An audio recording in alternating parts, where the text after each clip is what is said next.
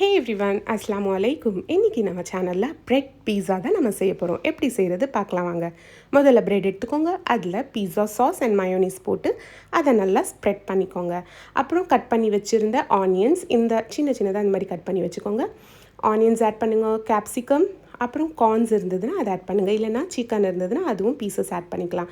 Oregano, chilli flakes இது மேலே நீங்கள் போட்டுருங்க. அப்புறம் உங்ககிட்ட மொசரெல்லா சீஸ், நார்மல் சீஸ், என்ன டைப் ஆஃப் சீஸ் இருக்கோ அதை நீங்கள் ஆட் பண்ணிக்கலாம். மேலே இந்த மாதிரி போட்டுட்டு இதை தவா சிம் ஃப்ளேமில் ஹீட் பண்ணிவிட்டு அது மேலே நீங்கள் வச்சுருங்க. நான் இது கிட்டத்தட்ட 8 மினிட்ஸ் வச்சுருந்தேன் சிம் ஃப்ளேமில். இதை மூடி வச்சுருங்க. இந்த சீஸ் எல்லாம் மெல்ட் ஆகணும். அது வரைக்கும் இதை குக் பண்ணிவிட்டு அவ்வளோதான். இதை சர்வ் பண்ணுங்கள். சாஸ் எல்லாம் தேவையே இல்லை. இதை அப்படியே சாப்பிட்லாம். ரொம்ப நல்லாயிருக்கும். ஸ்நாக்ஸில் உங்களுக்கு எப்போயாவது கிரேவிங்ஸ் இருந்ததுன்னா மிட் நைட்ஸில் கூட இது பண்ணி சாப்பிட்லாம்.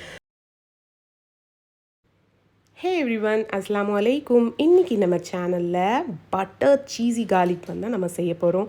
அது எப்படி செய்கிறதுன்னு பார்க்கலாம் வாங்க. முதல்ல பட்டர் எடுத்துக்கோங்க, கார்லிக் சாப் பண்ணி வச்சுக்கோங்க, ஆரிகானோ, சில்லி ஃப்ளேக்ஸ் எல்லாம் ஆட் பண்ணிக்கோங்க. சால்டட் பட்டர் தான் நம்ம இங்கே ஆட் பண்ணணும். அப்புறம் பர்கர் பன்ஸ் இந்த மாதிரி எடுத்துக்கோங்க. இந்த மாதிரி கட் போட்டுருங்க. அதுக்குள்ளே முதல்ல நம்ம செஞ்சு வச்சுருந்த பட்டர் கார்லிக் மிக்ஸ்சரை ஆட் பண்ணிக்கோங்க. இந்த மாதிரி நடுவில் நீங்கள் அதை நீங்கள் போட்டுட்டு அதுக்குள்ளே நம்ம மொசரெல்லா சீஸ், ப்ராசஸ் சீஸ் போடணும். மொசரெல்லா கண்டிப்பாக போடணும். அப்போ தான் உங்களுக்கு அந்த சீஸ் புல் வரும். நார்மல் சீஸில் உங்களுக்கு வராது.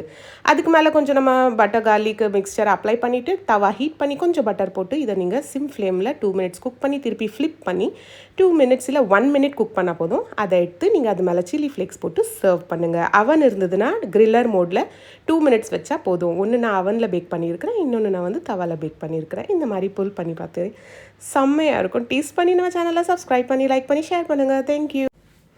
ஹே எவ்ரிவன், அஸ்ஸலாமு அலைக்கும். என்ன எல்லோரும் ஓட்டு போட்டாச்சா? சரி வாங்க, இப்போ நம்ம எக் காட்டி ரோல் எப்படி செய்கிறதுன்னு பார்க்கலாம். முதல்ல இந்த மாதிரி 2 முட்டையை உடச்சி போட்டுக்கோங்க. அதில் சால்ட் அண்ட் பெப்பர் போட்டு நல்லா அடித்து வச்சுக்கோங்க.